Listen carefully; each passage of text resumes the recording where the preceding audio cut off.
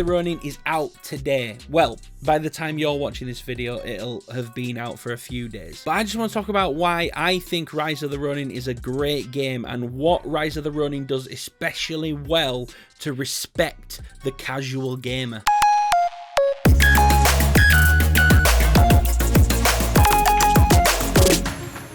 Now, if there's two things that I really love, it is samurai video games and RPGs. And the thing about those types of games when they come together is that they just always seem to be overly complex games. And now that seems like I'm complaining. I'm not. Games like Sekiro, Warlong Fallen Dynasty, which was actually made by Team Ninja, who made Rise of the Ronin. Even the two Nioh games, which again were made by Team Ninja, who made Rise of the Ronin. I've played Sekiro once all the way through. I've started it again multiple times but never finished it, but that's because it is such an effort to play these games. It is such a commitment to get through them. They are extremely unforgiving, they are designed to frustrate the player, and they are purpose built to make you work really fucking hard to get through them. So what I like the most about Rise of the Ronin, based on those other games that I mentioned earlier, is that this game is basically a simplified version of all of them. Now, don't get me wrong,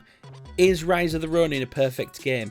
Absolutely not. It is flawed in many ways, and when you play it, you will find out. It takes all of the good elements from things like Sekiro and Nioh, and it puts them into this game, but it simplifies them. This game is a lot more forgiving. In fact, I would say this is the most forgiving samurai experience that you can have on modern consoles at the moment. And I don't think that that has been very well represented in the marketing materials. Like, certainly from my perspective anyway, I was under the impression that Rise of the Ronin was going to be another like Souls-like style difficult game to get through. It was basically going to be like Warlong Fallen Dynasty, but in an open world setting. But it's not. It's actually more closer to something like a Far Cry game or an Assassin's Creed game, where you have just an open world to explore, you can kind of choose your own path, but it is fairly simple and easy to play. But the more that I've been involved with this game,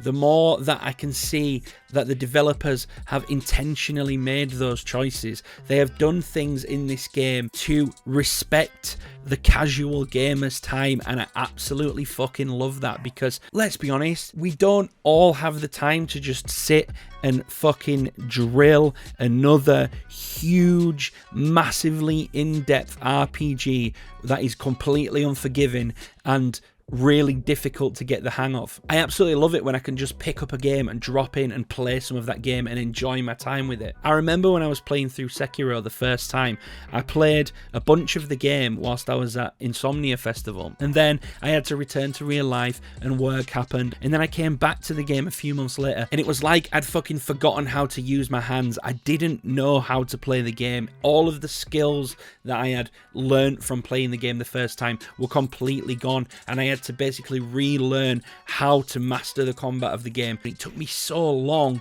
to kind of readjust myself to the game to be able to finish it. Now, don't get me wrong, I'm not saying Rise of the Ronin is easy, because it's not easy. Especially the further that you get into the game, there are points where you will be tested.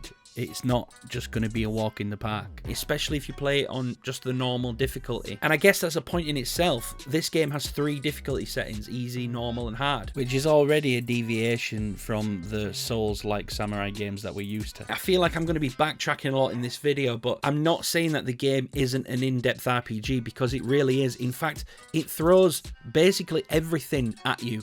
Everything that you could want from an RPG at you. It's got skill trees, it's got an open world, it's got side quests, it's got collectibles, it's got exploration, it's got different combat styles. All of those things are at your disposal, but it's kind of like your choice as to how much or little you engage with those mechanics in the game to some degree. And all of those mechanics feel simplified when compared to other samurai games of the same ilk. So the developers here have clearly tried to walk the line between making a game that feels like you can master the combat and feels like you can explore the game how you want to explore it, but it's all very easy to do, and it's all very, I don't want to use the word simple again, I feel like I'm using the word simple a lot. Accessible, that's a better word. It is all very accessible. But yet, whilst doing that, Team Ninja have made a real concerted effort to make the game still feel incredibly satisfying, and it does. You can chop limbs, you can pop heads. It doesn't take itself too seriously either. There's guns in the game, there's fucking flamethrowers in the game.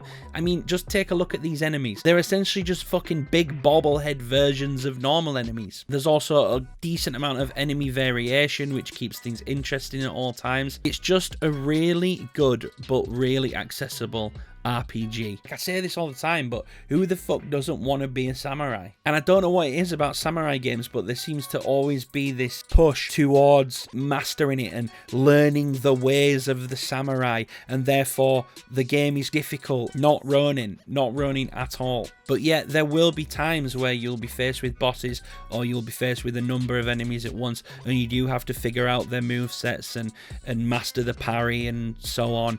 And those parts of the game are exciting, but again, it walks the line between that being too unforgiving or being something that you can kind of just pick up and play. It's like right in the middle, and it feels good. I guess Ronin is kind of like a jack of all trades, master of none. It's not the best in any area that it offers, but it offers so many great areas of gameplay, and there's just so much to enjoy, and the open world has enough in it to keep you interested and kind of let you choose how intense of an experience you want every time you turn the game on. It's even got a co-op mode which allows you to play online with friends. It just feels like they've thought about everything that the casual gamer wants and just given you it. It does have kind of like a souls mechanic where you gain souls when you kill enemies, or in this game it's actually karma, so you collect karma when you kill enemies, and when you die you lose that karma, and you basically have to go back and kill that enemy in order to retrieve the karma that you've lost. But whereas something like a Sekiro or Wolong kind of, it felt like make or break, it doesn't feel too bad. Like if you do miss out on getting your karma back, it's not really that much of a big deal, and you can use this karma at bonfire flag stations where you can use that to improve your skill tree, and the skill tree is really good. There's so many different options on there, there's so much cool shit that you can do on it. I don't know, it's the RPG elements, what I'm trying to say, are not really that deep. What you see is what you get. Again, like a Far Cry or something like that, it tells you what you unlock by unlocking something on the skill tree, and you just unlock it, and that's cool. You just have that thing now. It has stealth mechanics which are basic, but they're passable. They're not like, it's not a stealth game, it's not like Tenchu or anything like that, but again, it's an option for the players. You can kind of go in gung-ho, all guns blazing, or you can be more tactical about how you approach situations and how you approach fights. It's got the classic, again, Far Cry thing where you can go and kind of liberate camps by clearing out enemies, and then the good guys will come and re-inhabit those spaces. It's good, it's fun. Now the graphics, they leave something to be desired. This game, you're not going to play it like you did in Ghost of Tsushima and be like, wow, this game looks incredible. It's got some funky lighting here and there, and it's got like texture popping, and it just kind of looks bland. In a way, it looks outdated. It doesn't look like your stereotypical 2024 AAA title, but it doesn't look bad, and as long as you're having fun playing it, I think that's kind of the important thing here. I'm not going to touch too much on the story because, one, I'm still playing this game and I haven't finished it yet, and two, I don't want to give like any of the story away, but let's just say it's fine. It's not going to fucking blow your socks off.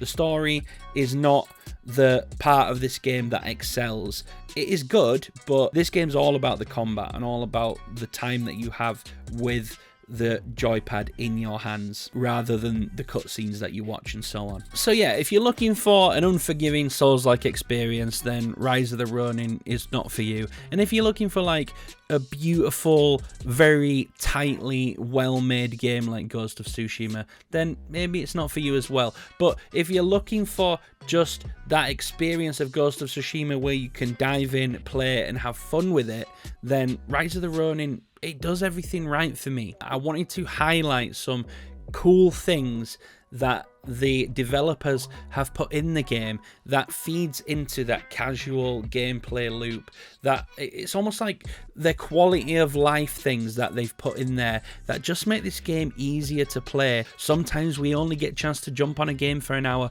or 2 hours, and there's been a real focus here in making the gameplay loop fun, no matter how long you spend on it or no matter how much you sweat it. So the first thing that I really like is the traversal in the game, because we see it time and again in these big open world adventures where just getting from point A to point B can be a real slog. So firstly, you have a horse, which is great. Like Ghost of Tsushima, you can get on your horse, you can whip about and go wherever you want on your horse. The thing that I really like about that is that you can automatically get on your horse. It isn't that you have to go up to the horse and press a button to get on, and it's like a bit janky. Sometimes you have to be stood in the correct position in order to trigger the button. And you know, we're talking about like a couple of seconds of saving time here, but when you call your horse over to you, it'll trot over to you and you'll jump on and then you'll begin riding. Not only that, but once you're on the horse, you can go into your map, you can pick anywhere on the map that you want to go, and you can set your horse to just ride there, and you can fucking put the pad down if you want. You'll just trot away. Now, when you're off the horse,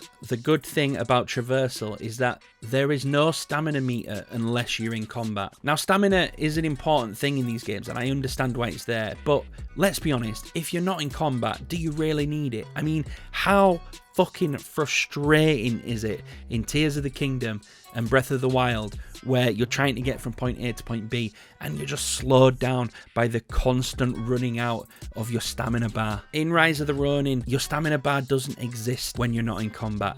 You can just run forever and it's great. Is it realistic? No, it's not, but who gives a fuck? For me, being able to just freely run without running out of stamina outside of combat, that's a great thing. And the last two traversal things that I really like are not really specific to Rise of the Ronin. They're in many games. But A, you have a grapple hook. Who the fuck doesn't love using a grapple hook? You can also get like these flying wings which help you traverse from high areas, which again is not a new thing, but I'm glad that it's in the game. And finally, fast travel. Everywhere on the map you will unlock things, you'll unlock places. It's completely littered with points of interest and places that you can go, and basically all of them become fast travel locations. So if there's somewhere you want to be, you can get there easy. You don't have to traverse. And again, it's about that choice. So they've given you the grapple hook, they've given you the wings, they've allowed you to free run when you're not on your horse, they've given you the horse, and they've given you all these fast travel locations, which allows you to choose how you want to navigate across the map.